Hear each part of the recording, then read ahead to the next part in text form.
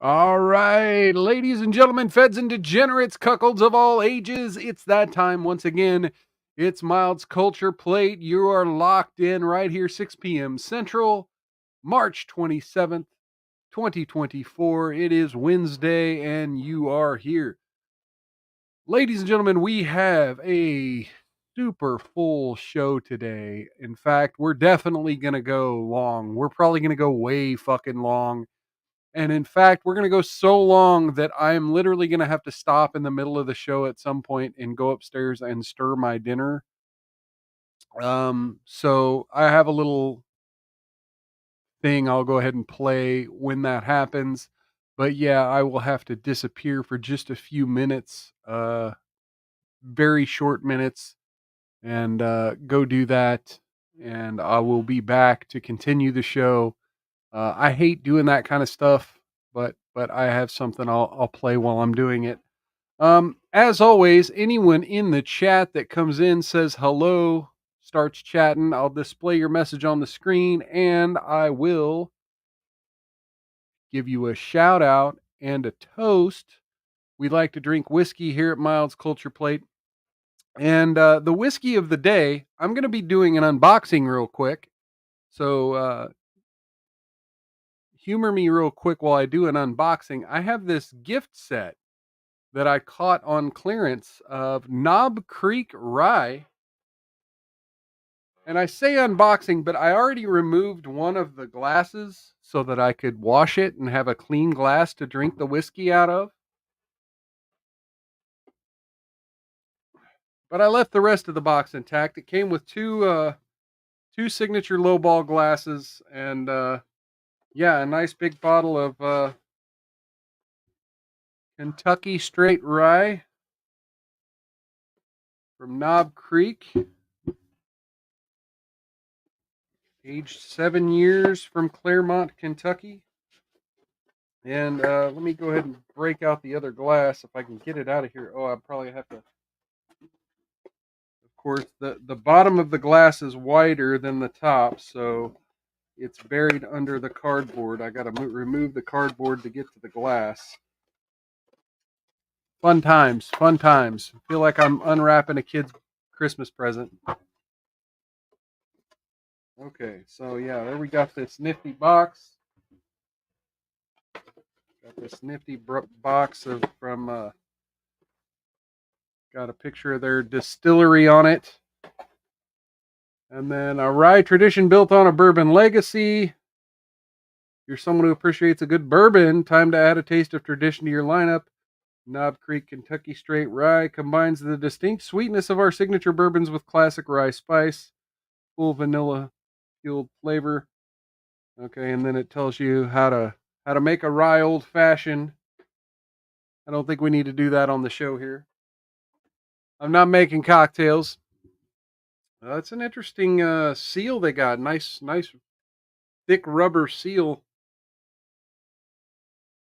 Am I able to remove it? Am I going to be able to remove it so that I can drink whiskey on the stream? Yeah, there we go. Yeah, rubbery wax seal here. This is the first time encountering that outside of a maker's mark. Okay. Then we got a nice cork. Oh, there we go. Okay, but now there's little threads hanging off the top. Don't want those in my whiskey.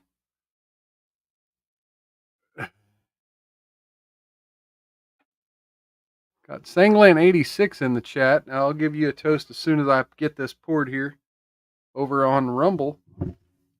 So, yeah, sorry. Yeah. Whenever I put the bottle down on the desk, it's a little loud. My bad. So, yeah, we're going to get a little pour going on.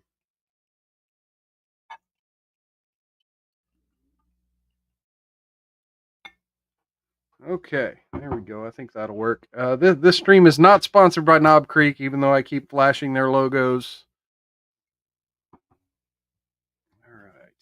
Let me go ahead and get rid of this. Go ahead and set it over here with the Willet from the last stream. And the glass. Okay, and here we go. Cheers to Sanglan86 in the chat, who says anti-gay bridge collapsing. Yes, yes, overpasses too. Cheers and welcome, and welcome everyone else out there. So yeah, we will be talking a little bit about the bridge, but mostly this show is going to be about media figures and all the L's different media figures are taking, and how it's dominating our ability to have political conversations right now. So let's get into just some headlines real quick. We had this is why God gave us knives. Hangland, are you feeling all right, man? Okay, so let's do this. Let's go. Oh, you mean to get my the seal of my bottle open? Yeah, that's why God gave us knives. Yeah, and I have one here. Knife check, everybody. Knife check. Got mine. Now if I can figure out. Okay, I always confuse it with two of my other knives, and it closes in a different spot. Okay, so breaking news just a couple hours ago. Uh, in fact, yeah, just about a half hour ago, a little over a half hour ago.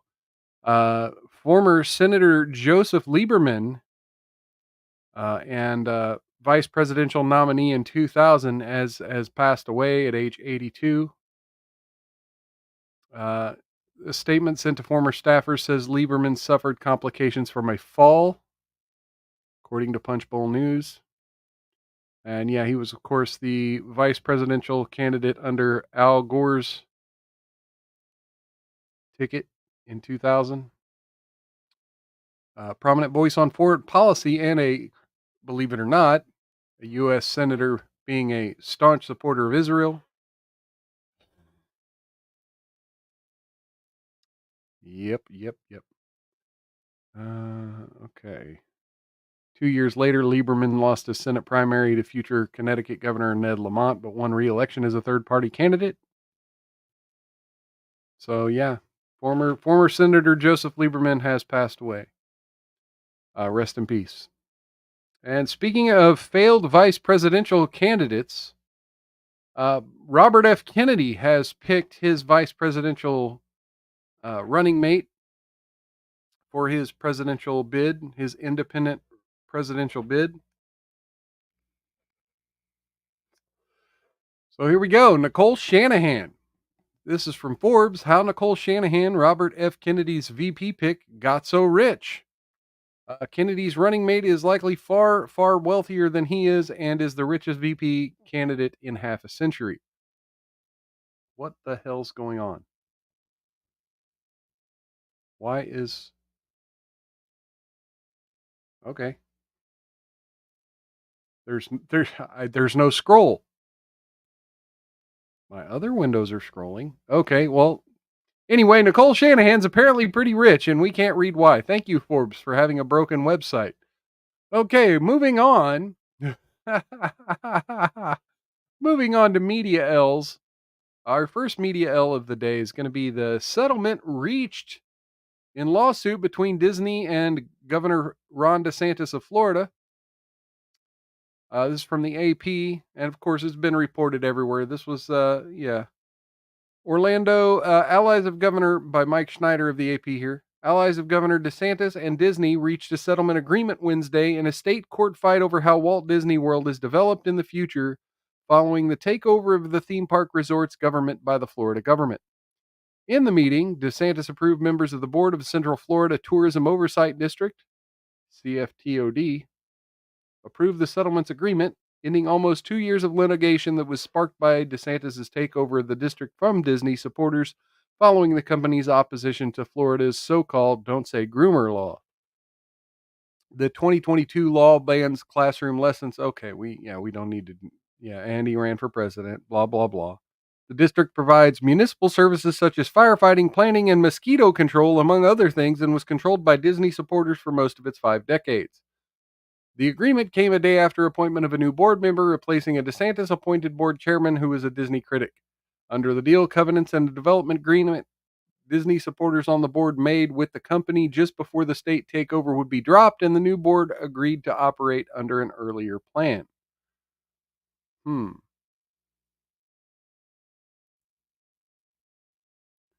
Uh, Jeff Vale, president of Disney World Resort, said that the company was pleased that a settlement had been reached.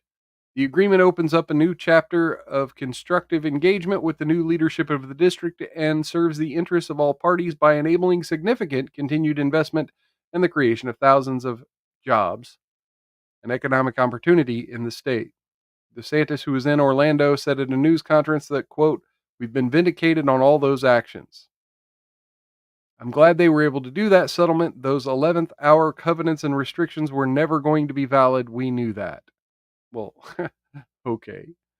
As punishment for Disney's opposition to the controversial law, DeSantis took over the governing district through legislation passed by the Florida legislature and appointed a new board of supervisors. Disney sued DeSantis and his appointees, claiming the company's free speech rights were violated for speaking out against legislation. A federal judge dismissed that lawsuit in January, but Disney appealed.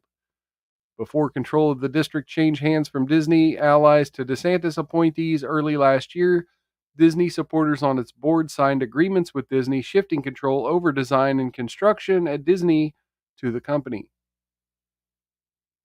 At Disney World to the company. The new DeSantis employees claimed the 11th hour deals neutered their powers, and the district sued the company in state court in Orlando to have the contracts voided. Disney filed counterclaims that included asking the state court to declare the agreements valid and enforceable. Under terms of the agreement, Disney lets stand a determination by the Board of Appointees that the comprehensive plan approved by the Disney supporters before the takeover is null and void. Disney also agrees that a development agreement and restrictive covenants passed before the takeover are also not valid according to the settlement terms. Instead, a comprehensive plan from 2020 will be used with the new board able to make changes to it. And the agreement suggests Disney and the new board will negotiate a new development agreement in the near future. Okay, well, I don't think we really need to get too deeply into the rest of this, but that's pretty much what's happening is everyone is friends now. Everyone loves each other now. They both agree to stop being bad to each other. And Florida is now the land where dreams are made of, the Magic Kingdom. Okay, also from AP, we got this here. South Carolina has $1.8 billion. It doesn't know where the money came from or where it's supposed to go. From Jeffrey Collins from the AP, South Carolina has collected about $1.8 billion in a bank account over the past decade, and state and private accountants are still trying to figure out where the cash came from and where it's supposed to go. It's like going into your bank and the bank president tells you we have lots of money in our vault. We just don't know who it belongs to, said Republican Senator Larry Grooms, who's leading a Senate panel investigating the problem. It's the latest trouble with the state books and two agencies typically led by elected officials that are in charge of making sure governments stay balanced. Last year, the elected Republican Comptroller General, the state's top accountant, resigned after his agency started double posting money in higher education accounts, leading to a $3.5 billion error that was all on paper. The problem started as the state shifted computer systems in 2010s. The latest issue appears to involve actual cash and elected Republican Treasurer Curtis Loftus, whose job is to write checks for the state. Investigative accountants are still trying to untangle the mess, but appears that every time the state's books were out of whack, money was shifted from somewhere into an account that helped balance it out, state Senate leaders have said. Politics really shouldn't come into play. People prefer their accountants to not be crusaders, Groom said Tuesday, just after the Senate approved putting a constitutional amendment before voters to make the Comptroller General an appointed position. That proposal now goes to the House. Groom suggested that an amendment to make the treasurer also appointed might be next unless he can provide some satisfactory answers. Whatever caused the bank errors has not been rectified, and if there are records showing where the $1.8 billion came from, they've not been shared with state leaders. It does not inspire confidence, but the good news is no money was lost, says Republican Governor Henry McMaster. Loftus said he invested the money in the mystery account and made nearly $200 million in interest for the state, which led to questions about why he didn't let the General Assembly know money either set aside for state agencies or that might have been in a trust fund was just sitting around. Loftus said that wasn't the job of his office. So you got money you can add to your budget, Senate, but we're not going to tell you it's there. We're not going to tell you we got money here. The Comptroller General is attempting to shift responsibility to clean up its mess to the Treasurer, Loftus wrote in a March 14th letter to Grooms that also said a timeline to answer questions in just a few weeks was impossible.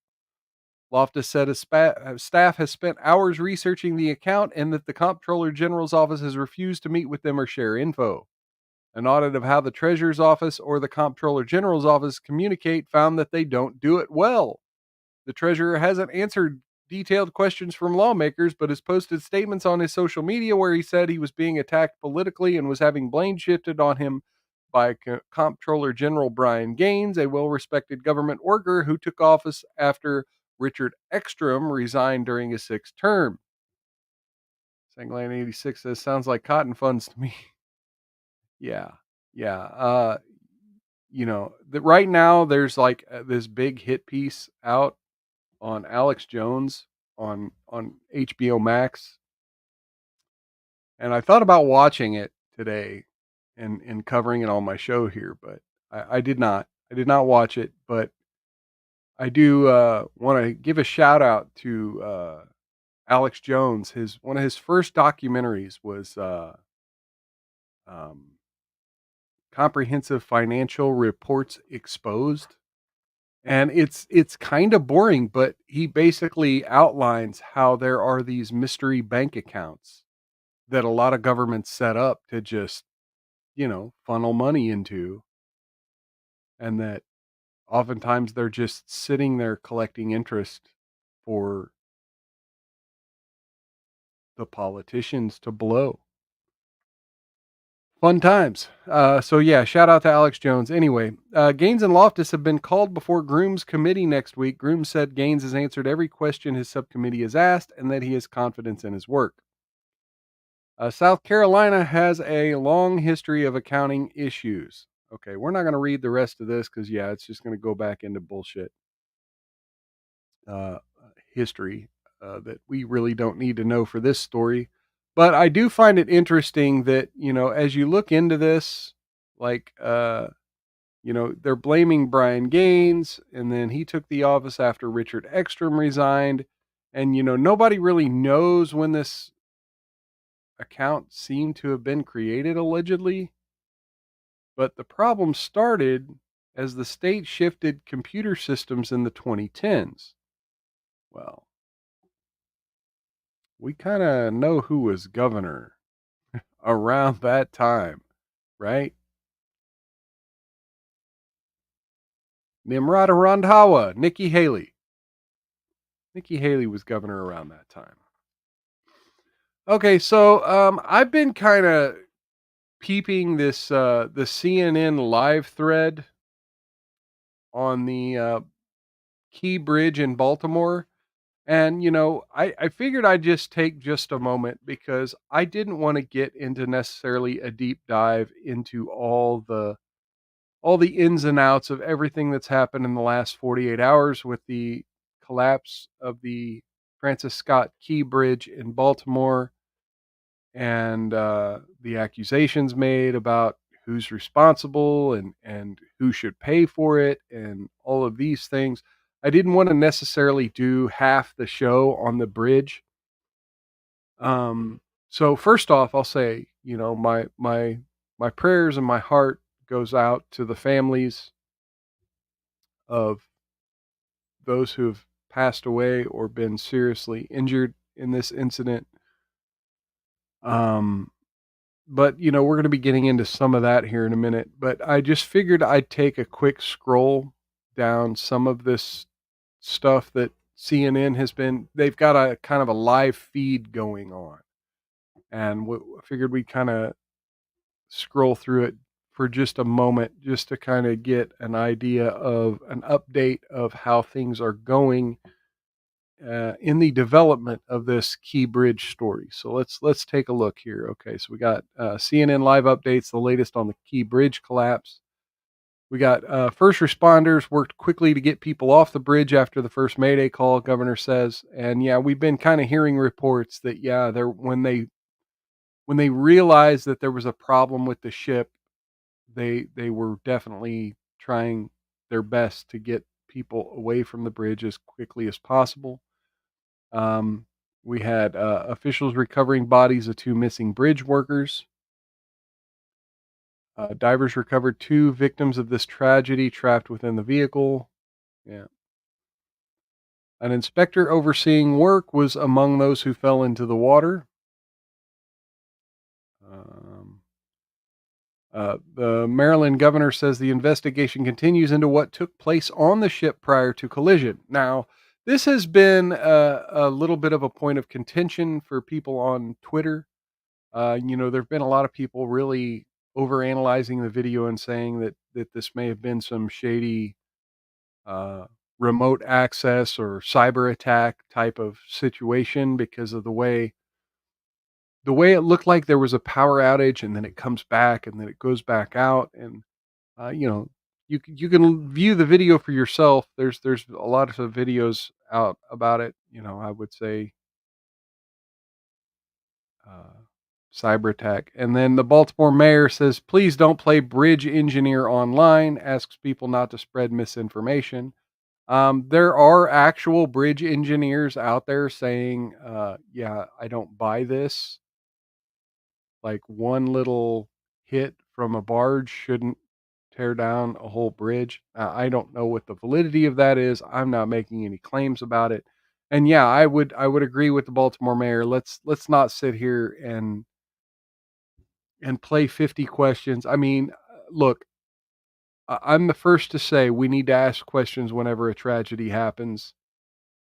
But as of right now, we have a tragedy. Let's give it a week, let people mourn and scrape together the data we can. Don't let them cover it up if there happens to be something shady, but scrape together the data we can. Hang on to the footage you have. Hang on to the information that's coming out. Take screenshots, take archives, and if you want to publicly throw things out there and be like, "Yeah, that shit didn't make sense." Let's do it in a couple days. Like right now, it's still hashtag too soon. Government will pursue funds from anybody liable for negligence or wrongdoing, says Maryland senator. Okay. Now the reason the senator of Maryland, Chris Van Hollen, is talking like this is because a lot of people have criticized Joe Biden in the last 48 hours because Joe Biden has said that yeah, the government, and you see here, Maryland officials are working on plans for a new bridge. And yeah, Biden said the government's just going to go ahead and green light the money to do that. Deceased people were from Mexico, Guatemala, El Salvador, and Honduras, officials say. So yeah, the people presumed dead are from the South, folks. The notifications to these individuals' family members and loved ones outside the United States is being handled by the FBI in accordance with their established protocols, he said. Again, I encourage you to think about these people and those they loved and lost. They're going to need your love and support. Divers are no longer able to safely navigate around debris as of an hour ago. And then, yeah, Maryland submits request to Biden administration for emergency funds. Oh, we have the Maryland governor, Wes Moore. Collapse of Key Bridge is a global crisis. Well, because, yeah, okay, the importance of the bridge in global trade and economy. Yeah, I could see that. Last year alone, the port handled over $80 billion of foreign cargo, the largest in the country. And then closure for the families. Officials are discussing it. The brother of one of the victims says families have not been told what to expect at a news conference. So I guess that news conference happened. Cargo ships were a fraction of the size and weight when the Francis Scott Key Bridge was built, the records show. So perhaps it was built. Oh, yeah, we got Cool Frog in the chat saying USA, USA, USA. And why do you think it's important that they pointed out where they were from? Well, because they want us all to have sympathy for these Southern folks and think of them as our brethren. Anyway, cheers, Cool Frog. Good seeing you in the chat. 11 ships are stuck inside the port of Baltimore, besides the Dolly. So the port's obviously blocked. And then Buttigieg outlines priorities in reopening the port and offloading cargo. And baseball's Baltimore Orioles will hold a moment of silence for the bridge workers. Okay, let's go ahead and move along on this story. One other aspect of this story that I thought was funny, I saw on Fox News. And again, because Fox News always has that damn paywall, I they also post all their shit to Yahoo. So Yahoo via Fox News here. Baltimore bridge collapse draws comparisons to Obama-produced film about a cargo ship cyber attack. Images from the bridge collapse have drawn comparisons online to a recent film produced by Barack and Michelle Obama about a cargo ship under a cyber attack. Users have pointed out similarities between images of the collapse and a scene from Leave the World Behind, the film Barack and Michelle produced for Netflix. There's a scene in the film where an oil tanker named the White Lion crashes into the beachfront amid a crowd of horrified tourists. They have a picture of that. I'm not going to read this whole thing, but I was hoping there would be a picture of that. There is not. Okay, so we'll go ahead and bring that down. One other aspect of this bridge story that I thought was of note here, and this is a video over on Twitter. Let's go ahead and play this. This is Joe Biden. At about 1:30, a container ship struck the Francis Scott Key Bridge, which I've been over many, many times commuting from the state of Delaware on a train or by car. At about 1:30. Okay, so he said he rode a train over the Francis Scott Key Bridge.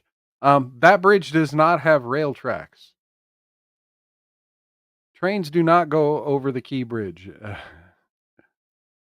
There goes the big guy's 10%, says Sanglan 86. Yeah.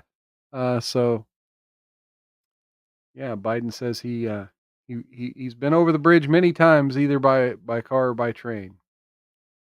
Okay, one of the other big news stories of the week is apparently the homes of Sean Diddy Combs were raided by Homeland Security. And, there's a lot of people talking crazy things and connecting Sean Diddy Combs to weird things he said in the past, weird involvement in young superstars' lives and such. And I'm not trying to get too much into the Sean Diddy Combs stuff, but I did run across this a little bit ago on the New York Post. Sean Diddy Combs' Miami mansion is in chaos. Ex-assistant claims women are only fuckable or not fuckable to him.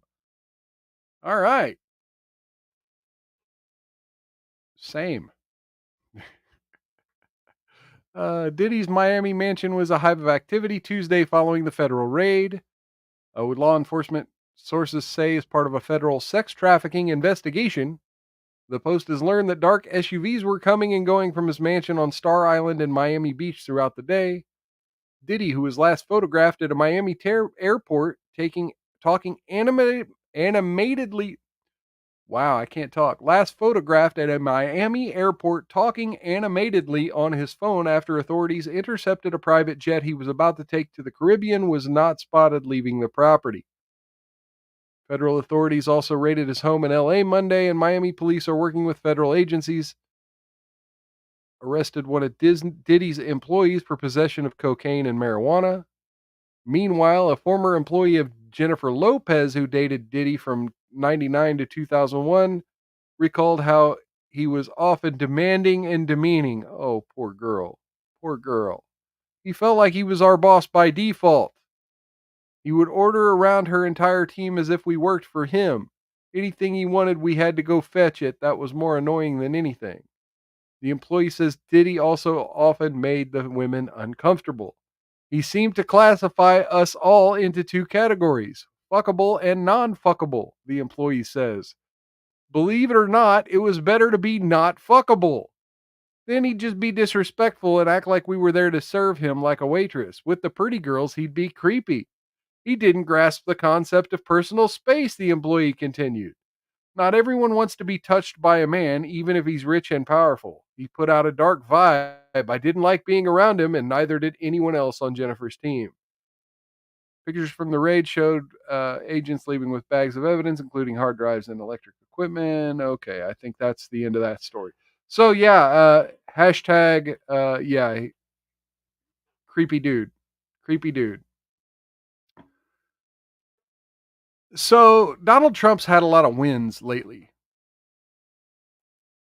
So he had the civil case, his appeal bond in the civil case reduced. He took Truth Social public, made a bunch of money, and was able to whip out the cash to pay for that bond. But then, but then Judge Merchan, in his other New York case, issued a gag order. Now, this is from the AP as well. Got P. Diddy the diddler. Cool Frog says, yes, diddle, diddle, diddle, diddle. Maybe he was diddling some assistance of Jennifer Lopez. But, when Trump gets a gag order, what does he do? What does he do? Hey, Trump assails judge and his daughter after gag order in hush money case.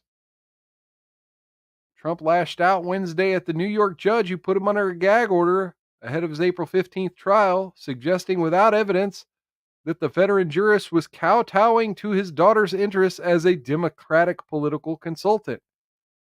Yeah, well, was he? I mean, was he?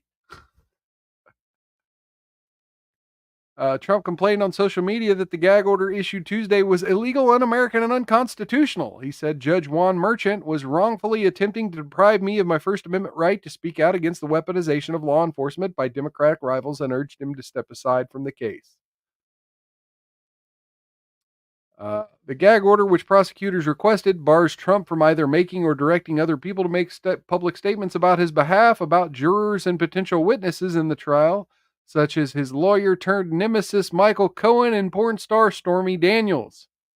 It also prohibits any statements meant to interfere with or harass the court's staff, prosecution team, or their families, but it does not bar comments about Merchan or his family, nor does it prohibit criticism of District Attorney Alvin Bragg, the elected Democrat whose office is prosecuting him.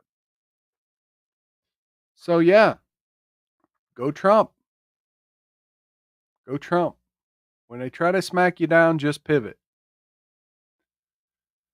Okay, so here's one over at the Daily Beast. We're getting into the media L's. Like the next 5 stories are going to be L's by people in the media. So buckle up because here we go. And we're like 5 minutes from me having to run upstairs. So please bear with me and hang in there through that. It should only take me a few minutes. So we got White House claims radio station manufactured a Karine Jean-Pierre interview drama. The White House suggested that a North Carolina radio station was ginning up controversy after it accused press secretary of abruptly hanging up during an interview. Okay, so in the audio, Jean-Pierre called out WPT news director Mark Garrison for an incredibly and offensive and insulting question about President Joe Biden's health during the phone interview earlier in that day, and minutes later he ended the chat by cordially thanking the interviewer for his time and hanging up. The White House contended in a statement that to the Daily Beast that Jean-Pierre had offered the interviewer 7 minutes of her time, sandwiched between other interviews, and that the station was well aware of their own time constraints. Garrison contends that WBT Charlotte did air its full interview with Jean Pierre and denied adding any sound effects to the audio. There was no specific time limit of 7 minutes, Garrison told Daily Beast via email. We've been told the day before they could talk for 5 to 10 minutes. After the third question, she hung up. Biden's press secretary appeared on the same station the same day the president and vice president were in the Tar Heel state for a healthcare related event with Democrat Governor Roy Cooper, in which the pair urged Congress to extend the Affordable Care Act tax credits and lower the prescription drug prices. At one point during the interview, Jean Pierre was asked whether Biden has dementia. Hey, we got conspiracy music in the chat. Oop, my coaster stuck to the bottom of the glass. Cheers and welcome.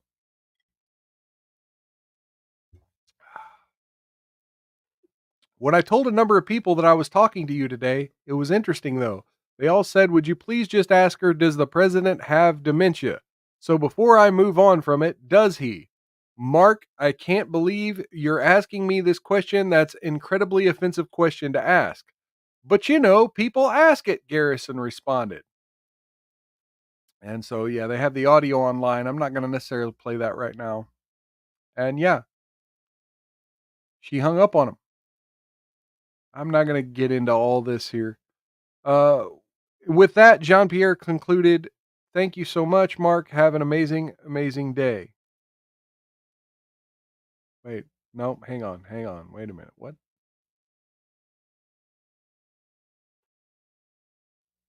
No, she didn't hang up. Hang on. Biden joked he was only 40 years old times 2 plus 1. Jean Pierre shot back at, okay, so here we go. Here's where the story picks back up. Jean Pierre shot back at Garrison for questioning Biden's abilities, adding that was taking them down a quote rabbit hole. Let me be clear about this. For the past several years, the president's physician has laid out a very comprehensive way the president's health. This is a president, if you watch him every day, blah, blah, blah, blah, blah, blah, blah, pay attention to his record, blah, blah, blah, how historic his actions have been. And so I'm not even going to truly take the premise of your question. I think it's incredibly insulting. And so we can, move on to the next question. Garrison continued, gas prices and grocery prices then. Big topics in North Carolina. How does Mr. Biden win votes when people don't have as much disposable income? And then Jean Pierre says, look, the president understands he grew up in a middle class family, a working class family in Scranton. He understands how difficult it is for Americans who are sitting around their kitchen table every month trying to figure out what they're going to pay for. After crediting Biden for the drop in gas prices, prices for eggs, milk, and seafood, all the important groceries have, quote, gone down because of what the president has been able to do. And with that, thank you so much, Mark. Have an amazing day. The sound of a busy signal followed. She hung up, Garrison said, while another male in the studio, whose identity was not immediately known, seemed surprised. Wow, he exclaimed, later accusing Jean Pierre of showing fragility in the face of his questions. Okay, so there's that. There's Karine Jean Pierre kind of making short of the third question and hanging up. Another media figure, L, Trump related. We have Jon Stewart found to have overvalued his New York City home by 829% after labeling Trump's civil case not victimless. And you know what? Let's hang on to this for just a minute. I am going to... Let's play the Swamps of Dagobah because I got to go stir my dinner here in just a minute. My alarm's going to go off any second now. So yeah, I'm going to go, instead of getting into that story, let's play the, are you familiar with the Reddit Swamps of Dagobah story? We'll go ahead and play it. I got it on 1.5 speed, so we'll get through a good chunk of it. It's a 10-minute video, but I'm not going to play the whole thing, but you guys can listen to this. This will get you by while I'm stirring my dinner. I'll be back in just a moment. Let me go ahead and bring myself down.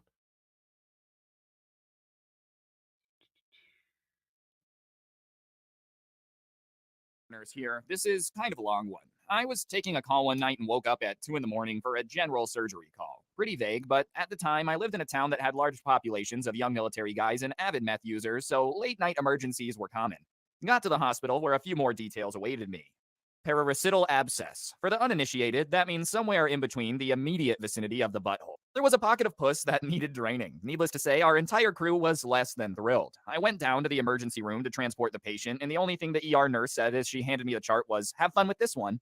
Amongst healthcare professionals, vague statements like that are a bad sign. My patient was a 300-pound woman who barely fit on the stretcher. I was transporting her on, but she was trying. She was rolling frantically side to side and moaning in pain, pulling at her clothes and muttering Hail Marys. I could barely get her name out of her after a few minutes of questioning, so after I confirmed her identity and what we were working on, I figured it was best to just get her to the anesthesiologist so we could knock her out and get started. She continued her theatrics the entire 10-minute ride to the operating room, nearly falling off the table as we were trying to put her under anesthesia. We see patients like this a lot, though. Chronic drug abusers who don't handle pain well, who have used so many drugs that even increased levels of pain medication don't touch simply because of high tolerance levels. It should be noted, tonight's surgical team was not exactly wet behind the ears. I've been working in healthcare for several years, mostly psych and medical settings. I watched an 88-year-old man tear a 1-inch diameter catheter out of a balloon, out of his pee-pee while screaming, "You'll never make me talk." I've been attacked by an HIV-positive Nazi. I've seen some things. The other nurses had been in the operating room as a trauma specialist for over 10 years. The anesthesiologist had done residency at a level 1 trauma center, or as we call them, knife and gun clubs. The surgeon was an ex-army and averaged about 8 words and 2 facial expressions a week, and none of us expected what would happen next.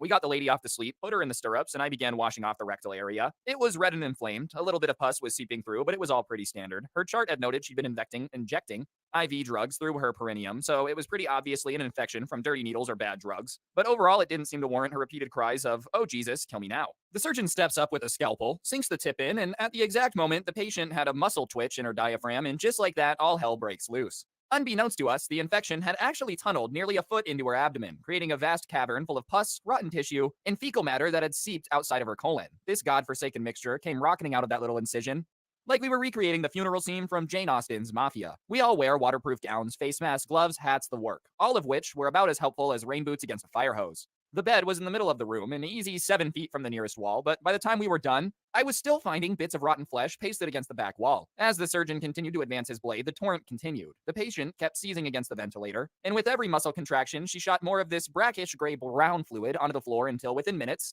it was seeping into the other nurse's shoes. I was nearly 12 feet away, jaw dropped, open with my surgical mask, watching the second nurse dry heaving and the surgeon standing on tiptoes to keep the stuff from soaking his socks any further. And the smell hit them first. Oh God, I just threw up in my mask. The other nurse was out. She tore off her mask and sprinted out of the room, shoulders still heaving. Then it hit me, mouth still wide open, not able to believe the volume of fluid this woman's body contained. It was like getting a great big bite of the despair and apathy that permeated this woman's life. I couldn't breathe. My lungs simply refused to pull any more of the stuff in, and the anesthesiologist went down next. An ex-NCAA D1 tailback, his 6'2", 200-foot frame, shaking as he threw open the door to the OR suite in an attempt to get more air in, letting me glimpse the second nurse still throwing up in the sinks outside the door. Another geyser of pus splashed across the front of the surgeon, and the YouTube clip of David at the dentist keeps playing in my head. Is this real life? In all operating rooms everywhere in the world, regardless of socialized or privatized, secular or religious, big or small, there is one thing that's the same. Somewhere, there is a bottle of peppermint concentrate. Everyone in the department knows where it is, and everyone knows what it's for. And everyone prays to their gods that they never have to use it. In times like this, we rub a bit on the inside of our mask to keep the outside smells at bay. Okay, I'm back. Procedure and shower off.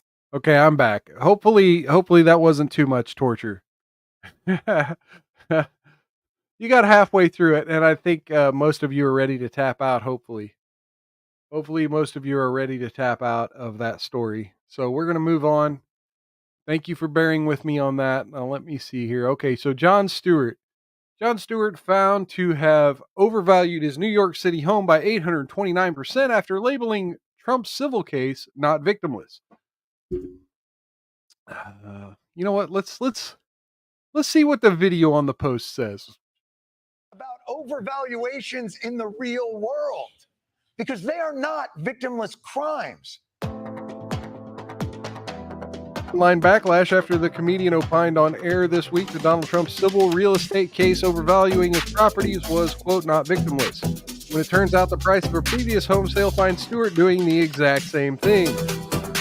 On March 25th, Stewart unpacked Trump's recent New York civil fraud ruling, claiming the former president engaged in, quote, fraudulent behavior. He slammed Shark Tank star Kevin O'Leary for arguing that the former president technically illegal business practices should not have been prosecuted. But it didn't take long for internet sleuths to look into Stewart's own property history, where it shows an overvaluation of his New York City penthouse by a staggering 829%. Now here we're going to see the document. Okay, we have estimated marking value $1,882 or $1,882,609. But wait, this says lot size 0 by 0, building size 0 by 0. So this is, yeah, okay, so because it's an apartment,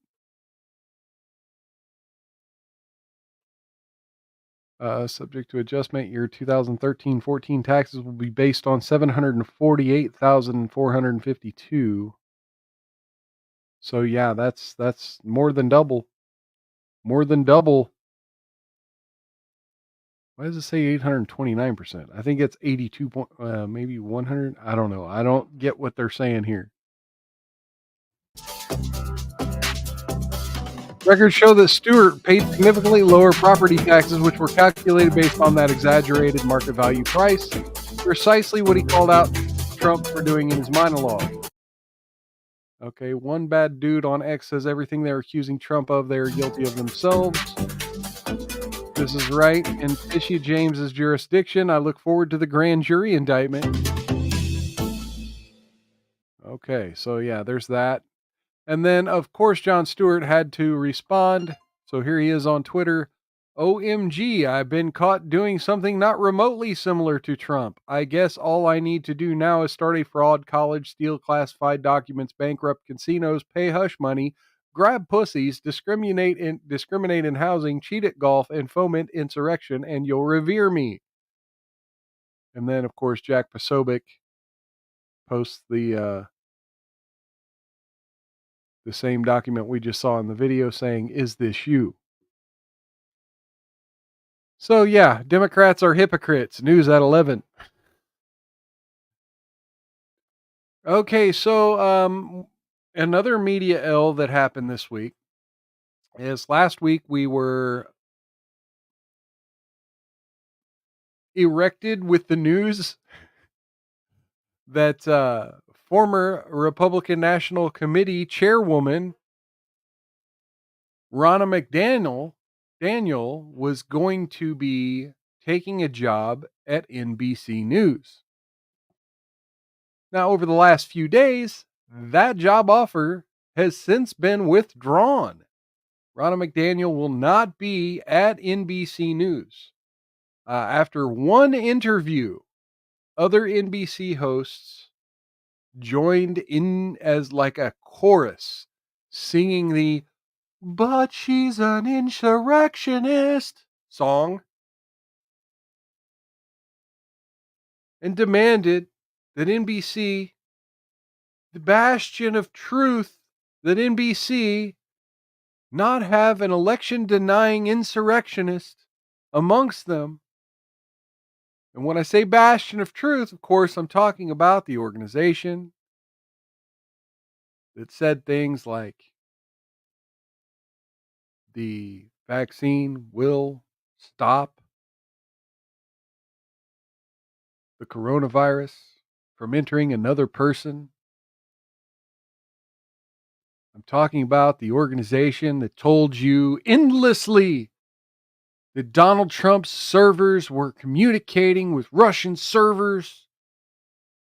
Russia, Russia, Russia. Yeah, that bastion of truth. Yeah, we can't hire someone who was in Washington, D.C. on January 6th. We just can't do that.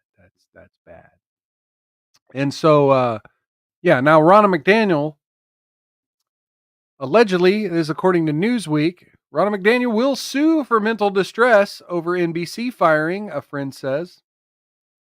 Ronna McDaniel plans to take legal action after NBC News fired her, according to a conservative political commentator, Hugh Hewitt.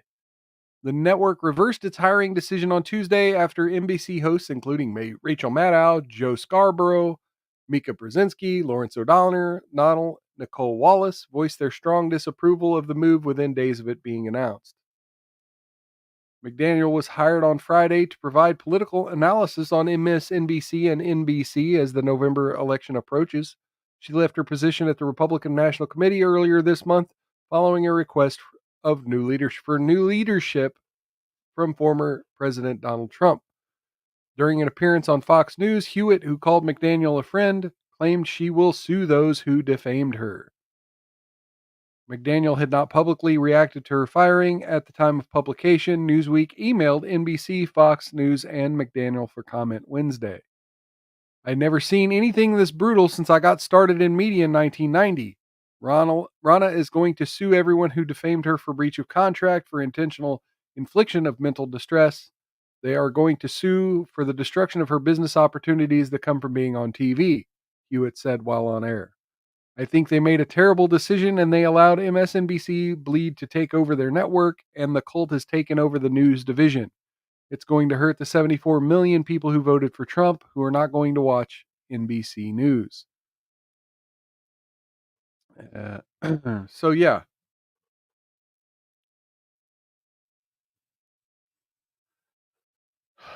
Look, Chuck Todd was in on it. Like everyone who, like the usual suspects over at NBC, were all talking shit. So, if we're talking about media elves, I would be remiss not to take just a moment and go over several of the issues over at the Daily Wire. Now, I really haven't been covering these too much. I've been giving them a brief mention. But you may remember about 13 days ago, you had Matt Walsh come out and essentially pick a fight with anyone who plays video games. If you've ever played a video game, Matt Walsh called you out as lazy, etc., etc. He got into a whole debate with a developer at Blizzard. And yeah, just basically called gamers, every, incel kind of name in the book. Not incel, but, pretty much disparaged anyone who plays video games. Being childish. Man babies, I think was the word he used. Man babies. And as if picking a fight with gamers wasn't enough, well, then there was this whole situation with Candace Owens. Candace Owens being attacked by a few Jewish rabbis and called anti Semitic, drugged through the media. And she fought back. And because she fought back, because she wouldn't condemn Palestine, essentially she was removed from the Daily Wire. Now, we haven't really heard much in that story in the last couple days, but we lucked out. And Ben Shapiro made an appearance on Piers Morgan. And here's what he had to say about Candace Owens. One of the consequences of this war has been a lot of very high passions on both sides, a lot of angry disagreements. You and your company have been at the center of a very high profile one at the moment with Candace Owens, who's now left Daily Wire. Was she fired or did she leave of her own volition? I'm not going to speak to this topic, Piers. At all? At all. You can't give me any insight into why she departed? No hints, no nothing. I'm not going to speak to this. Can I ask why? I mean, you can ask. No, I'm not. You can ask why you don't want to say anything. Again, you can ask. I'm only curious because I know what a staunch defender of free speech you are, and it would surprise me if it had been someone's opinions that would make you want to part company with them, however contentious. I mean, suffice it to say, the only thing I will say is what I've said all along with regard to Candace or with regard to any of our other hosts. I am not in hiring and firing position with the Daily Wire. I'm a co-founder of the Daily Wire. I'm a co-owner of the Daily Wire. I'm not actually. Yeah, he doesn't make any decisions. Jeremy Boring and Caleb Robinson are in management positions with regard to Candace or anyone else. And as far as the free speech situation, what I will say is that no company has the obligation to literally pay anyone. The Daily Wire is a publisher. It is not a platform. I've never called for Candace or anyone else for that matter to be banned from YouTube, to be banned from X, to be banned from any platform. That's a different story. Obviously, when it comes to any publisher gets to make decisions about what it wishes to purvey and not. I mean, I'm just not going to labor this, but one more point I would make is it's been reported extensively. So again, after railing about Twitter and Facebook and TikTok and YouTube for all these years, conservative media, including the Daily Wire, has said, oh, these are the public square, we need a free exchange of ideas, and kind of pushed back on this left-wing notion of, well, no, they're platforms and should be able to determine who gets to speak on their platform. Well, now we have Ben Shapiro say, yeah, well, they shouldn't have to platform speech they don't agree with. Okay. That the reason for her departure was because her comments had been perceived by people at the Daily Wire as anti-Semitic. Again, I'm not going to comment on this, Piers. Okay. Well, so yeah, we have Ben Shapiro taking the chicken's way out. Now, I did notice there were some posts going around that the Candace Owens post about being fired, and the video she put out about that, and asking for support and asking for people to follow her on her new platforms, on locals, etc.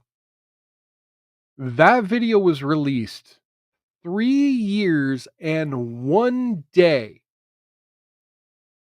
exactly after her announcement that she was joining the Daily Wire. And so there were a lot of people speculating, well, maybe her contract was exactly 3 years, and perhaps her contract was up, and this whole controversy is just to bring eyeballs to her new channel, her new employment situation, and the Daily Wire's just okay with that. I don't know. But I find it hard to believe that the Daily Wire would be okay with that.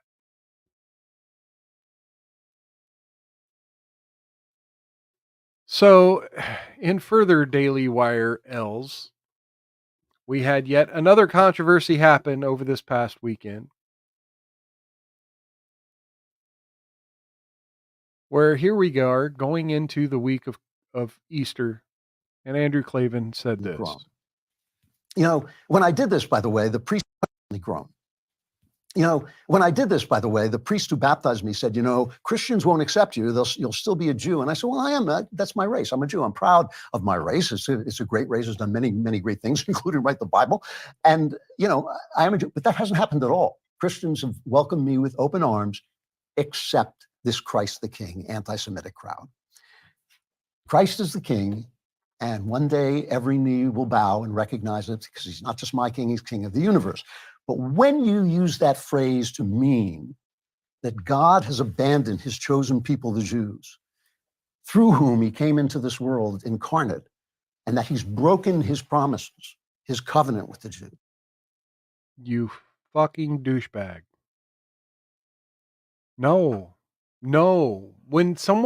When an anti-Semite, because what he's going on to say is that saying Christ is king is anti-Semitic. When a quote anti-Semite or someone who's against Jews or whatever says that to you, it's not to be hateful toward you or anti-Semitic, or even to say God abandoned you. No, it's to criticize the Jewish faith for abandoning Jesus, for abandoning God, for abandoning, quote, the way. So for you to claim that you're a Christian now, but you're biologically Jewish, but your faith is in Christianity, you don't seem to get it. Anyway, so yeah, the week of Christmas, there we have this person inflaming the idea that to say Christ is king is somehow hateful. You are quoting scripture like Satan does in the Bible. You are quoting scripture Comparing to people to Satan, and comparing that to me Christians is to Satan. specifically wicked. When you spit that phrase at Ben Shapiro, my friend Ben Shapiro, And you know, I understand this. All of you who love Ben, and I love Ben and Jordan Peterson, you all want to see them find Jesus because you know what joy and freedom that gives you, and you certainly feel that it alters your relationship with God. Why did he mention But when Jordan I think Peterson? about Jordan this, to be Peterson already talks about the Bible. Is there something I don't know about Jordan Peterson? Is Jordan Peterson secretly Jewish? I don't fucking honest with you, you know, and I know some people will disagree with this, but life is not a game show where you guess the name of God and you get to go to heaven. Honk, you know, yes, the name is Jesus. I look at Ben's. No, it's not. It's not guessing. It's asking the Lord for forgiveness and accepting him as your savior. It's not guessing his name. It's recognizing who he really is, period. Now, again, I'm not trying to make this argument to convert anyone out there to Christianity if you're not a Christian. It's just because I don't necessarily consider myself a Christian. I'm agnostic, but I've learned enough about Christianity that these shitty bad takes are just as bad as all the craziness that you would claim people are doing with Judaism. And of course, Daily Wire's owner Jeremy Boring had to double down on this. How's Christ is King anti-Semitic? The same way anything becomes anti-Semitic, when it's used for the purpose of expressing anti-Semitism. It's like asking how does a snow shovel become a murder weapon when it is used to murder someone? Okay, but that's a shovel being a murder weapon. That's not now all shovels are murder weapons. That's not, well, shovels are now considered dangerous weapons. No, that's a shovel in a case was used as a murder weapon. And so, yeah, if we say Christ is king, maybe if we're tweeting it directly at Ben Shapiro, we might be anti-Semitic, but overall, no. Okay, so we've talked enough about the Daily Wire's fails. Let's look at one win, just to get this out of the way. This was like a week or so ago, or a few days ago, or whatever. This is kind of old news. You might have seen this. Hey, we got Apocryphal World Records in the chat over on Rumble. Cheers and welcome. Drink a little Knob Creek rye here. Good to see you, my man. Okay, so yeah, you may have seen this. This is Ben Shapiro and Destiny. This might get me knocked off of YouTube, but I don't care. But the other obviously glaring possibility is that injecting billions of people with a vaccine that was not tested by any stretch of the imagination with the thoroughness that it should have before it was forced upon people also might. Okay, so this is entirely his opinion. I just want to say that entirely his opinion. Some people, including members of our government, believe it was thoroughly tested and that it was safe. Please consult your government and your doctor's office. Might be a contributing factor. Thank you, Partly YouTube. because we know that it led to a rise in myocarditis among young men.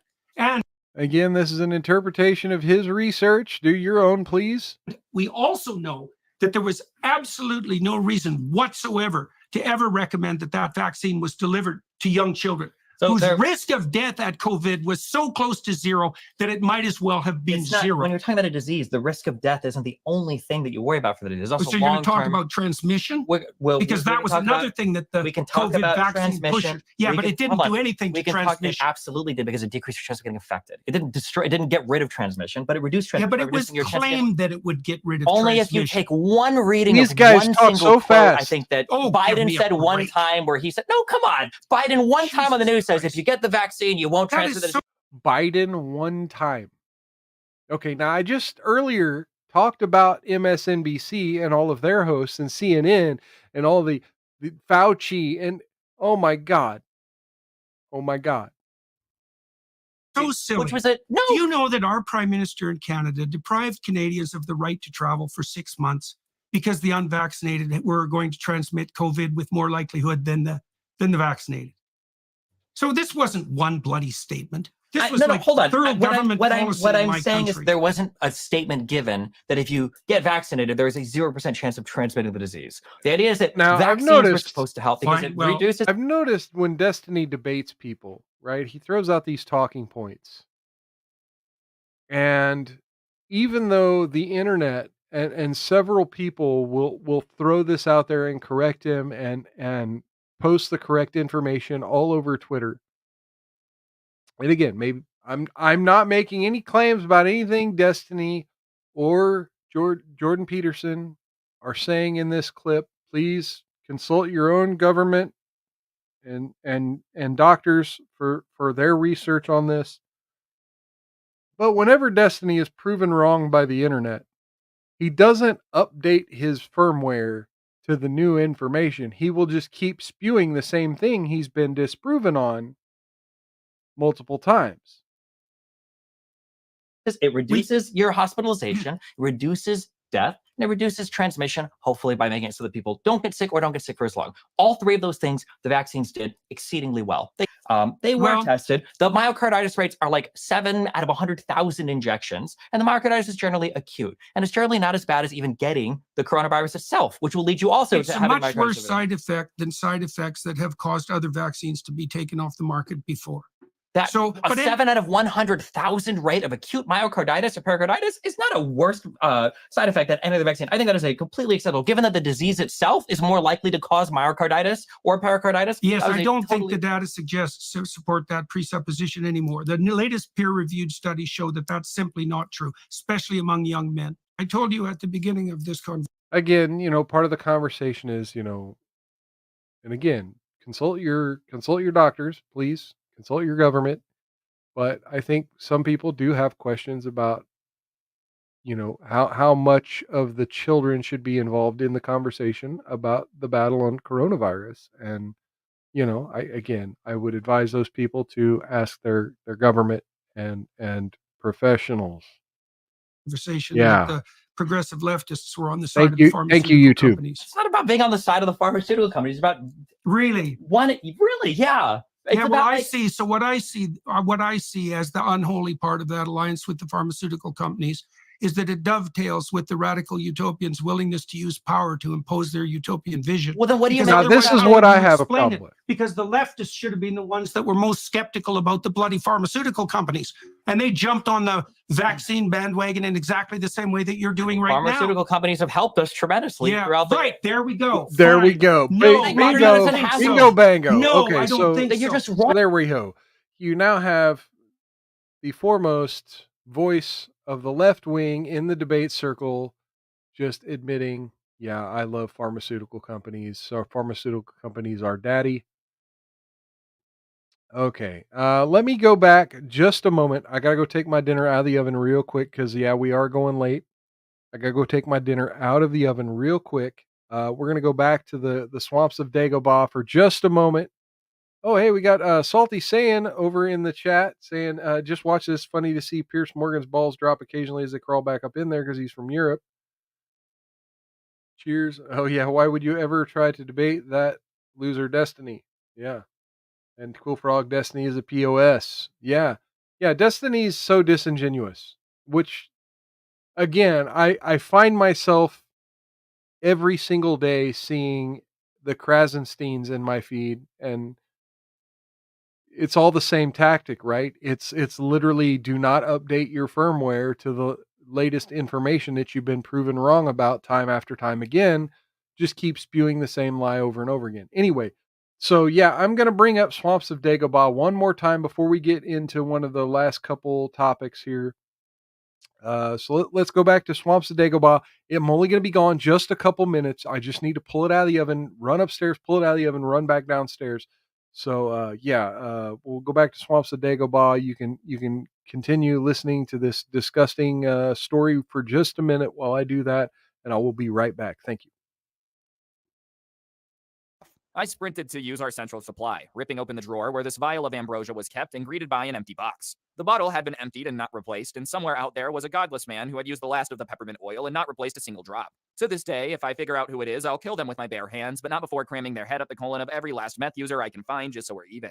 I darted back into the room with the next best thing I can find, a vial of mastosol, which is an adhesive rub we use sometimes for bandaging. It's not as good as peppermint, but considering that over 1/3 of the floor is now coated in what could easily be mistaken for a combination of bovine afterbirth and maple syrup, we're out of options. I started rubbing as much of it as I could on the inside of my mask, just glad to be smelling anything except whatever slimy demon spawn we just cut out of this woman. The anesthesiologist grabbed the vial next, dousing the front of his mask in it so he could stand next to the machines long enough to make sure that this woman didn't die on the table. It wasn't until later we realized it can give you a mild high from huffing it like this, but in retrospect, that's probably what got us through it. By this time, the smell had permeated out of our OR suite and All down the right. 40-foot hallway to the front desk where the other nurse still sat, eyes bloodshot and watery, clenching her stomach desperately, and our Okay, so yeah, that's gross. Sorry, had to do it. Okay, so let's bring that down. Let's get into the story of the day. You know what it is. If you've been on the internet at all, you know what I'm about to talk about. We have yesterday, there was a video released by Jared Monroe, who used to work at Louder with Crowder, to where he made a lot of statements. I'm not going to play the video here. It was very long, very, very long video. I'm not going to play it here. He had made a lot of accusations that his former employer, he didn't mention them by name because he's under a non-disclosure agreement. He said his former employer had sent him several legal documents, cease and desists, etc., etc. And he made some claims that he was pressured against his own better judgment to sign an NDA upon his termination in order to receive some sort of peace from harassment he alleges he was receiving. He states that the Crowder team, and again, he didn't mention them by name, but it's the Crowder team, Steven Crowder and his team, has proceeded to demand things, messages he has sent to friends. They've allegedly demanded him to not speak with his friends anymore. Among other things, he also alleges that they have tried to prevent him from working in any kind of media job. They've issued cease and desists when he's tried to gain employment elsewhere. They have issued demands that he turn over personal owned equipment. This morning, Gerald Morgan came on the Louder with Crowder program and issued a rebuttal. And that rebuttal made a lot of claims that Jared Monroe had been in communication with Steven Crowder's ex-wife and that this was all part of a PR scheme, a conspiracy with Hillary Crowder to essentially destroy the Louder with Crowder empire and bring Steven Crowder into submission to make him submit to give her more child support. And I'll have to say, after watching both videos in their entirety, and this is a very long story because that's why I'm not showing it here, because both videos are like 45 minutes long each. And I wish I had the time to go through them point by point, because honestly, I'm at the point to where this is fucking. Yeah, Salty Sand says, Mild, if you watch today's Crowder episode, you should watch it. It clears it all up. No, it does not clear it all up. It does not clear it all up. It clears a lot of it up. And it does make Jared look like an asshole. And Jared is an asshole. I'll say that. Jared is an asshole. But again, no point in that video did Gerald address the idea that Steven or other members of the Louder with Crowder empire had tried to prevent Jared from getting a job, that they tried to use the non-disclosure agreement as a non-compete clause. Now, I don't know. Jared could be fucking wrong about that, but I find it suspect that Gerald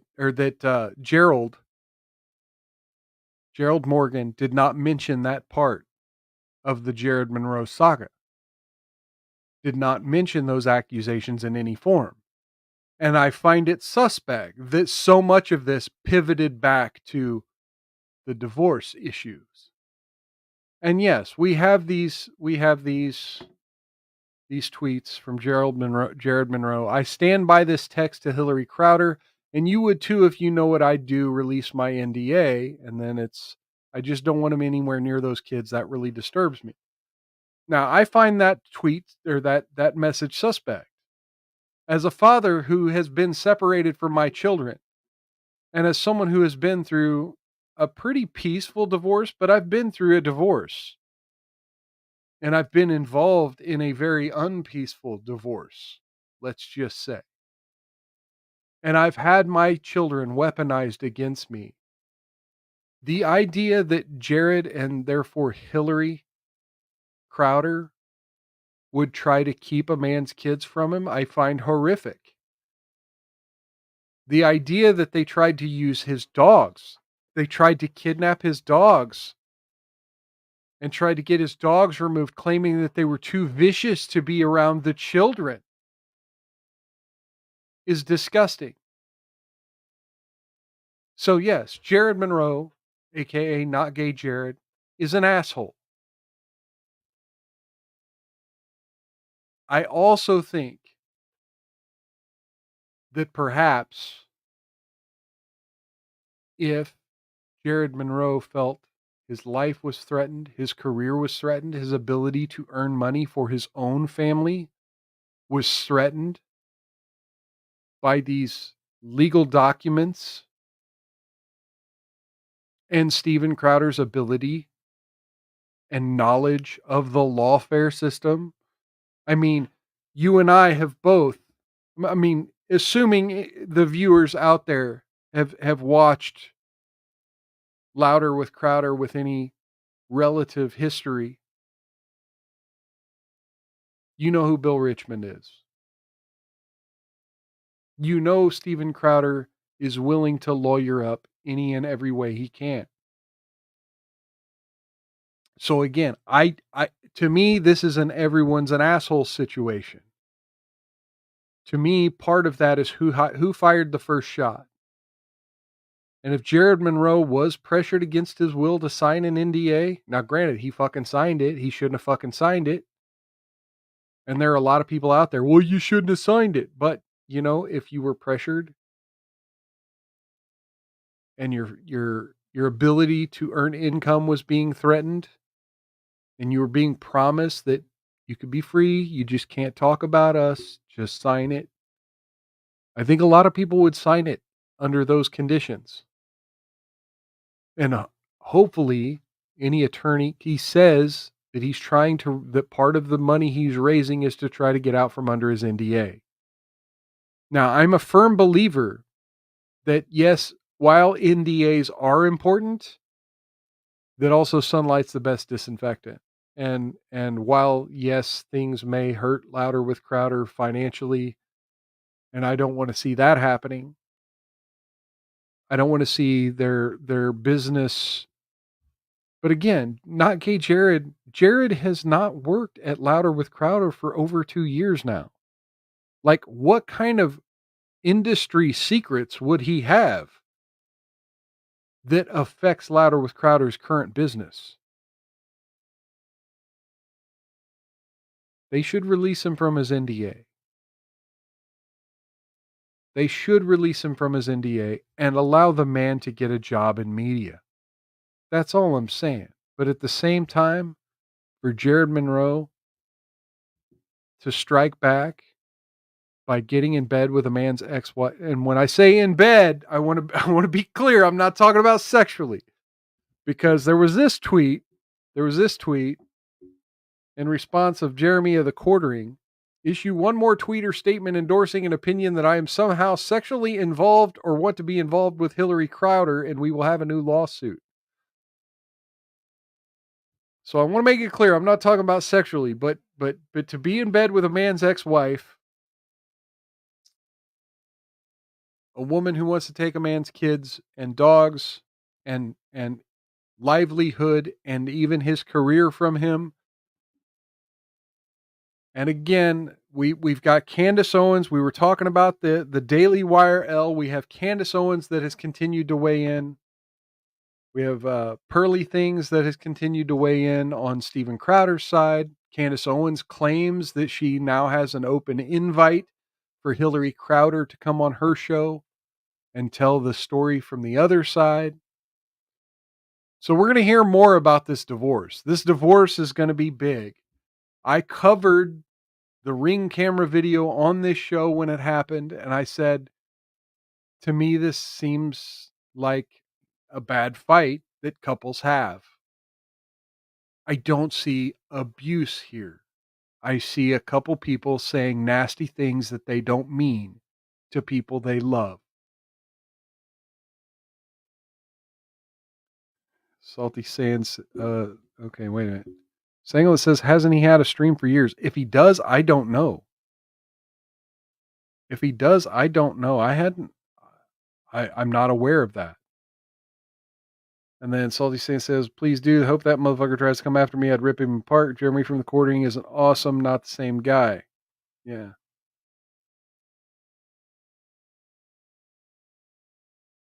Okay. So that's kind of the update on that. Like right now, I just think nobody's fucking a saint in this situation. And both of them need to just fucking come to a fucking agreement to bury the goddamn hatchet and move on with their fucking lives. And the divorce thing just needs to just get through the fucking divorce, you know?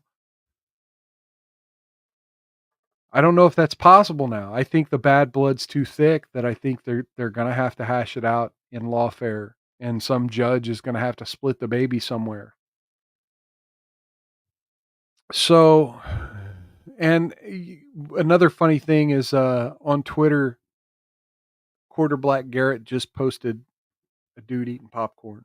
Like, what are you gonna do? Like, he's not under NDA. He just doesn't want to fucking say anything. He says.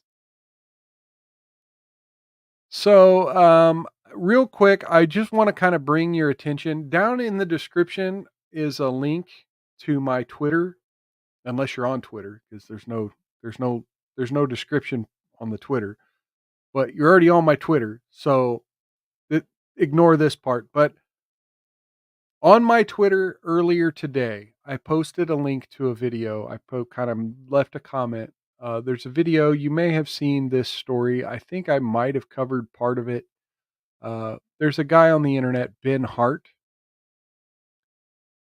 Let me go ahead and bring this up. This guy, Ben Hart, the breakdancing dad. There's been this back and forth with his daughter, and we've covered a lot of his daughter's shitty videos on this show because we cover shitty behavior, and his daughter's had some shitty behavior. We've covered some of his daughter's shitty behavior, but recently this has kind of blown up in conservative circles, and even she will admit it's blown up in conservative circles. So there's this video right here. It's 49 minutes. I would love to spend an hour and a half or so covering this video because this hits home. This sounds real similar to my story with my daughter. Very similar to my story with my daughter. And I kind of commented as such on Twitter today. If you can find this at Ben Hart Freedom on Twitter and just spend 49 minutes. Spend 49 minutes listening to his story about what he's went through in family court and what he's went through trying to be a father to his children, and essentially how his daughter is reacting, how his daughter is treating him. And he doesn't blame her. He says, I understand from her perspective it could look like I abandoned my family, but I want you to know the truth. Oh, we got Billdozer74 in the chat. Cheers, brother. Welcome. Yeah, I agree, but I also think Steven's a little not hetero as well. So yeah, check out Ben Hart. His story about being a breakdancing dad. Pretty emotionally taxing there. So it's that time once again. You guys know what it is. It's Wednesday toward the end of the show. What do? We do the gender crazy of the week, where we look at people behaving crazy about their gender. Okay, so let's bring this up. Let's listen to this person's sanity. I am a man. I'm a trans man, but I'm not a binary trans man. What? None of those three things are the same. None of those three things are related at all. And there's that little distinction that's hard to explain, but is very important to my identity and my perception of myself. The way that I can kind of explain it is that a cis man has Sanglant claiming that Canadians are just a little not heterosexual, because Salty Sand said Crowder is definitely not gay, and then yeah, he's just Canadian. So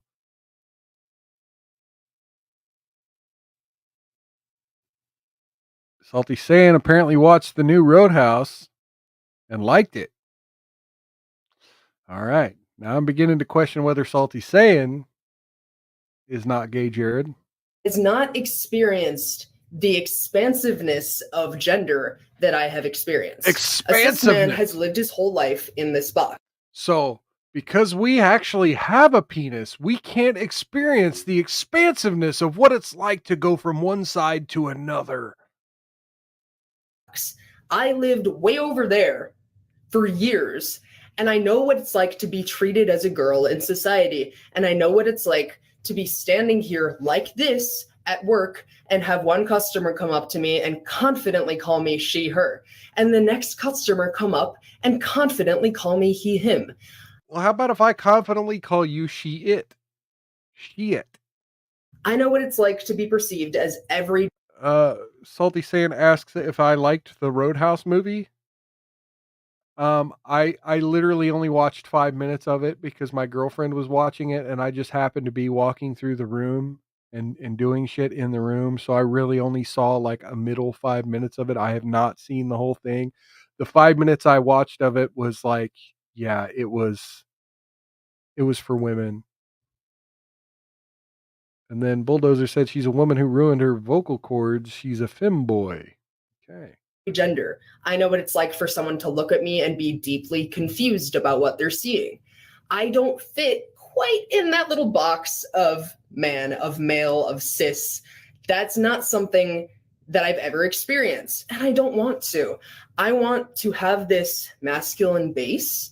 I want to create this person. I want to feel like I'm comfortable in my body, and then I want to expand off of that. I want to explore gender again. That is so important to me. And I'm more than a man. Say Christ is Lord. Say Christ is Lord. Shut the fuck up. I'm not just male. I don't quite fit in that box. I can stand right next to it, but I'm not gonna go in because I don't fit. It's not quite right. Girl is way over there, right? But I'm right here, right next to that. Okay, so look, there isn't a fucking man box. I mean, there is, but there isn't, right? Like, I read comic books. I don't work on fucking cars, right? People can question my masculinity. Like, fucking, for example, we were talking about Matt Walsh earlier, talking about gamers being man babies. You know, fuck you, Matt Walsh. I don't give a fuck. I read comic books. I play video games. I'm still a man. I may not fit in your man box, but I fit in my man box. I fit in a lot of people's man box. I'm a man. Like I said, I'm a father who fucking cared about his children. We just went through this whole... So the idea that you don't fit in a man box, Well, I think part of your fucking problem is you're trying so hard to be outside the box that you don't realize how big the box really is. And I'm going to explore. And I hope somebody understands. And I hope somebody has that same feeling, because I think it's fairly common. And I see a lot of people with a similar experience, but we just don't know how to explain it. Okay, well, I know how to explain it. I think you are suffering from a mental illness.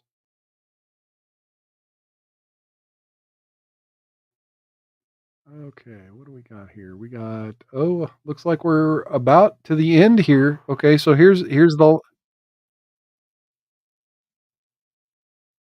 so here we are at the end of the last little clip here. Let's see what this person has to say about you know, being a woman. Don't once a month, trans women will experience what is known as a period. Some astute viewers might notice that most trans women don't have a uterus, let alone an ovaries or anything along the lines of that. Yes, exactly. That's the whole fucking point. But that doesn't change the fact that they are But there's a but. There's a but. We do not have the biology to experience the thing I'm saying we experience. But experiencing a period. There is one of three things at work here, and two of them are the same. The main one is they're experiencing PMS. Now, people who experience PMS are anyone with a hormone cycle similar to a woman's. This includes trans women, cis women, and intersex people. no. No. It's not it's literally it's not PMS. It's a hormone imbalance. What you're describing is a hormone imbalance. And you're assigning PMS to it because yes, it shares some of the hormonal components that causes PMS. But PMS, the acronym, literally stands for premenstrual, as in before menstruation. And if you do not have a uterus to shed the lining, then it's just a hormone side effect. You are literally experiencing a hormonal side effect of a drug you are taking. Or they're experiencing postmenstrual dysphoric disorder. Men can actually even experience what is similar to a period because of their hormone cycle. Post hormone dysphoric syndrome or postmenstrual dysphoric syndrome. That's a first for me. I haven't heard that fucking term before. And this what that tells me is dudes who do this have spend way too much time getting into the intricacies of the female anatomy. And I say this as a guy who was obsessing about women's anatomy and how everything worked and what was safe, quote unquote, safe and not safe to do to women's anatomy, and when to know and know when to say when. Like this person, way too fucking obsessed. If a man has a high amount of estrogen in their body, they will have irritable male Yes. syndrome, I believe is what the name is called. Yes, if your hemorrhoids are bleeding into the toilet, according to some people on Reddit, yeah, that counts as a period, and you are able to have euphoria over that. And you should definitely wear a tampon so that you're able to remove something bloody and have euphoria. Yeah, according to people on Reddit, that is definitely something trans people should do. Conspiracy Music says, wonder if my wife would let me get away with no chores because I'm PMSing. Well, if you let her get away with it, she's got to let you get away with it. Yeah. Yeah. Women, it's women's problem. And then Bill Dozer said, yeah, South Park did it first. Called. What a fun name. Right now, my body doesn't have a uterus in it, but my body still thinks I do. It's called a period. Okay. Okay. Oh, you're almost there. My body thinks it does. My body's not living in reality. you're almost fucking there. You just need to go that extra step that my brain doesn't realize what reality is either.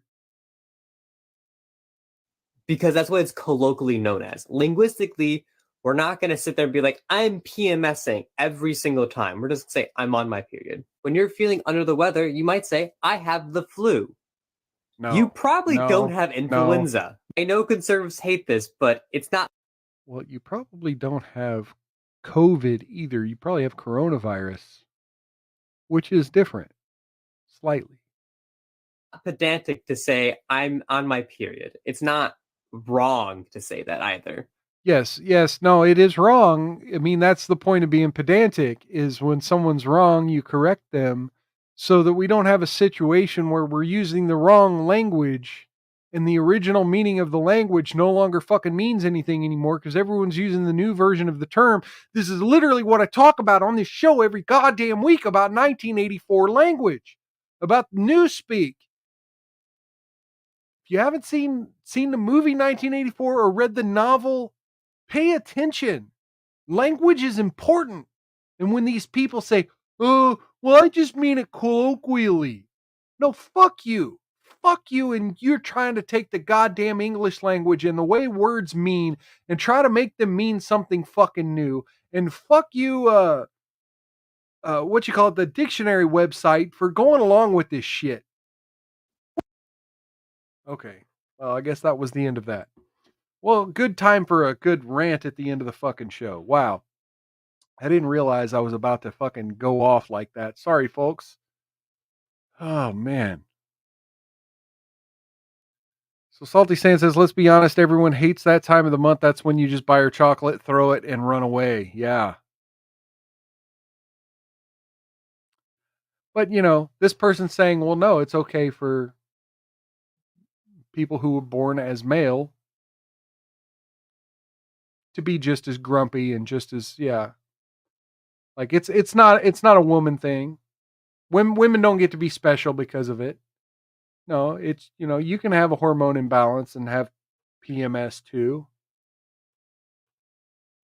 And you're free to call it a period, according to this person. Anyway, let's see. Apocryphal World Records. Do you think these people took the book The Secret for gospel? Yeah, of course. Yeah. That's half the problem, is that too many people were like, yes, let's envision the future we want. And if we think about it enough, it will just become truth and reality. Whatever, people. Oh, anyway, that's all I've got for the show for today.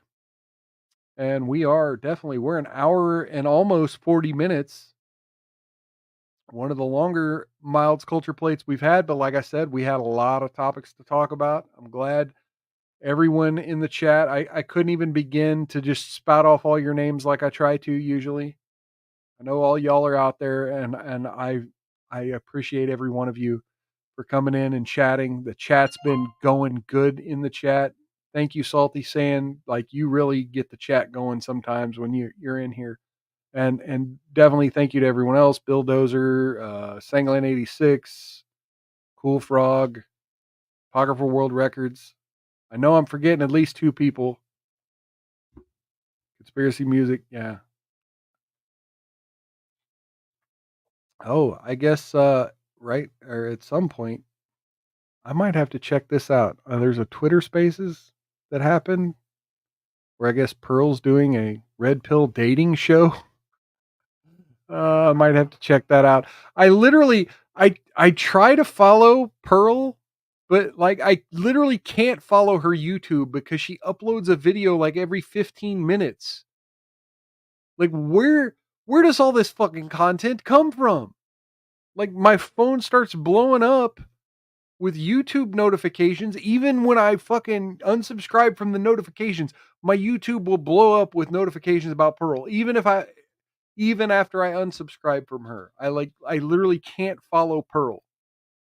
I mean, definitely she's got some bad takes, and I think she's a grifter, and I think she pokes the bear on purpose, but I think it's funny. Salty Saiyan says, well, I'm glad I caught a live stream. It's what I do, and I'm very interested in Rumble. That's why I don't sit and add everybody and do all this craziness, because I take the money and put it right in the company. Fuck yeah. And thank you for doing that. And, I definitely thank anyone who's ever sent me a super chat before, but also, I don't ask for funding. The little bit of funding I've got, I put into a new microphone and a new audio device here. But I don't ask for money. I don't want your super chats. Take care of yourselves and each other. I say it at the end of every show. Don't take care of me. I got mine. Now, I do complain sometimes when I don't have an audience, because a lot of times at the beginning of my stream, you got Luke Radowski streaming. Last week, the quartering changed his hours to now he's streaming in the afternoon and goes into the evening. You have Tim Pool. You got all these people who stream this time of day who weren't streaming on Wednesday evenings or Saturday evenings when I first started this show that I follow. So now I have to catch them after my show. And so, yeah, anyone who's watching me, I totally appreciate it. Anyone who's here live, I totally appreciate it, because even I think there's better content out there right now. And so, yeah, I'm not asking for your money. I'm just asking, hey, give me a click every once in a while. Click that thumbs up. And so that's what I'm going to ask you to do right now. Click that thumbs up. If you're new here, I don't know if anybody's new here, but nobody in the chat is new here that I can tell. But anyone who happens to be watching this video, if you're new here, please watch a second video and consider sharing this on other platforms, because the algorithms really love when you do those two things. All right. And yeah, that thumbs up really helps a lot too. Definitely trying to get more people to watch this content, to engage with me, because we can be mad at the government and at society together. Cheers to everyone out there.